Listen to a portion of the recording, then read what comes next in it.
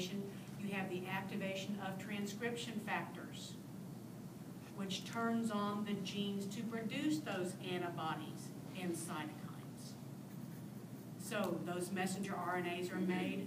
They go into those messenger RNAs, go into the cytoplasm. They're bound by the ribosomes of the rough endoplasmic reticulum. So those proteins are made and secreted.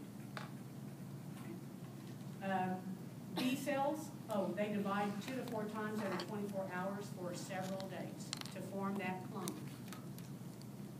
B cells, during this maturation process, during this activation process, become plasma cells.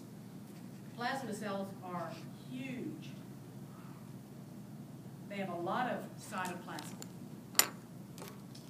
And they survive for about a week or 2, and then they die of apoptosis. And during that week or 2, their sole function is to secrete antibodies. They don't divide. They just secrete antibodies, and then they die of apoptosis. And this shows one that has kicked the bucket. Do you see the hole in the middle of it where the nucleus had been? I just love this picture. Some of the cells in the clone, most of the cells in the clone become plasma cells. Some of the cells in the clone become memory cells. And memory cells are key for immunity.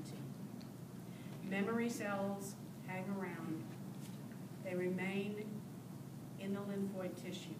They may circulate occasionally, but it's thought that they usually hang out long periods of time in the lymphoid tissue. They hang out there because if you're exposed to that same epitope later, those memory cells are in the lymphoid tissue and they can respond quickly if that epitope is present. And when that happens, they go into a rapid response. They divide quickly and start producing a lot of antibodies if they're B memory cells and cytokines if they're T memory cells. They suspect, since, normally if you're exposed, they've done studies and have known that individuals who have been exposed to a particular epitope when they could have only been exposed at one time, case in point, survivors of Hiroshima, they were exposed to some molecules at that time and would not be exposed to those molecules later. They found that 30 and then 40 years later, they could still have a memory booster response to those molecules that they were exposed to 40 years before. So either those memory cells linger for decades, maybe the remaining lifetime of the individual, or else they may divide and their descendants are present. But in theory, once you're exposed to an epitope and you have a good immune response to it, you may have those memory cells for the rest of your life so that you will produce those antibodies if you're exposed to that antigen later. Okay? That's the whole point of immunity. That's the whole gist of it. And that's the adaptive response. That's what it is. And both both B cells and T cells. There's been some dispute about T cell memory cells, but they know that there are some there. But T cells are still kind of mysterious. Questions on that? Okay. This is a graph that you will see in every immunology course. This shows antibody production to 2 different antigens. Antigen A, which is shown, antibodies to it are shown in blue, and antigen B, antibodies to it are shown in yellow. If you're exposed to antigen A right here, in a few days, not a week, you will start producing detectable amounts of antibodies to that antigen in your blood. You'll have antiserum for it because the plasma cells, the B cell clone has been activated, you have plasma cells present. Their sole purpose is to produce that antibody, so the concentration of that antibody to that particular antigen will increase. And you can detect it in a few days. And the amount will increase for a couple of weeks. And then those plasma cells die, right? And antibody molecules don't just hang around all the time. They're naturally, there's a turnover with serum proteins. So their normal lifespan, half-life in the blood is about a month, 3 to 4 weeks. So in time, those antibodies produced for that antigen will start decreasing in their concentration in the blood. Does that make sense? That's a normal antibody immune response. Now, if you're exposed to antigen A a second time, and this graph shows you're also exposed to antigen B for the first time at that point in time, when that happens, boom, you've got that booster response to antigen A. You have the memory cells, B cells and T cells there. Once they're exposed to that antigen, the B cells, the T cells start dividing quickly. They don't have to go through that original activation process that needs to occur during that primary exposure. They are already primed, and so they divide rapidly. So you have this rapid production of antibody, and if you also notice, there's a larger amount produced. Okay? This is the booster response. This is why with some vaccinations you have to have a second injection or a third injection. It's to ensure that you have enough antibody production to make you immune if you're ever exposed to that pathogen. Okay? Now, at this same time, you're exposed to antigen B for the first time. Exposure to antigen B is kind of the same as your primary exposure to antigen A. Okay? Does that make sense? Okay. We will see that again in more detail later. The immune system protects against 4 different classes of pathogens, and this breaks those down. Extracellular bacteria, parasites, and fungi, including Streptococcus pneumoniae, Clostridium, those are bacteria, Trypanosoma brucei, which is a parasite, Pneumocystis carinii, which is, they used to think it was a parasite, but it's actually a fungus. Those are all extracellular. These are intracellular. Mycobacterium, leprae, it's a bacterium, is an intracellular bacterial pathogen. And here's 2 intracellular parasites. Here's viruses. They are intracellulars. Viruses are obligate intracellular pathogens. Here's some examples. Parasitic worms. They are extracellular, but these are big things. So the responses are different. Our immune response is different to these different types of pathogens because these are extracellular, these are intracellular, and these are huge. So there's different mechanisms that come into play. We're going to discuss that in a lecture that I call Immunity Disease. It's the first one that will hit after the spring break, hopefully. And it'll take us a while to go through all that. Okay? But that's what you normally think of when you think of immunology. You think of immunity to disease. But we have to discuss some other topics too.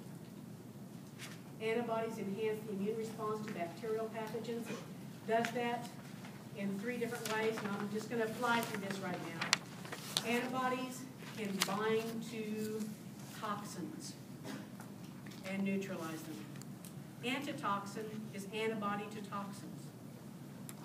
Okay? Antitoxin is antibodies to toxins. It neutralizes them, so the toxins can't bind to receptors on cells and elicit the toxic effect. Okay? Neutralize. The antibodies coat the toxin, so the toxin physically can't bind to receptors. Antibodies also neutralize viruses. Same thing. Viruses have to bind to a receptor on a host cell in order to infect that cell. Antibodies coat the virus so it physically cannot bind to that receptor. So antibodies neutralize toxins and viruses. Antibodies are opsonins. They cause opsonization, and an opsonin is a molecule that enhances phagocytosis. We'll talk about phagocytosis next week with the lecture on the innate response. But antibody helps phagocytes bind to an antigen. And we'll talk about that process next week. Complement also does that. Antibody can also activate complement. Complement refers to a group of about 20 different proteins that are present in serum. And complement can do different things, but when you're dealing with bacteria, complement can trigger the lysis of bacteria.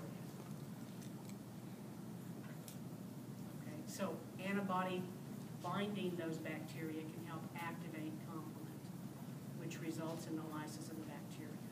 So antibody does different things. It doesn't just bind.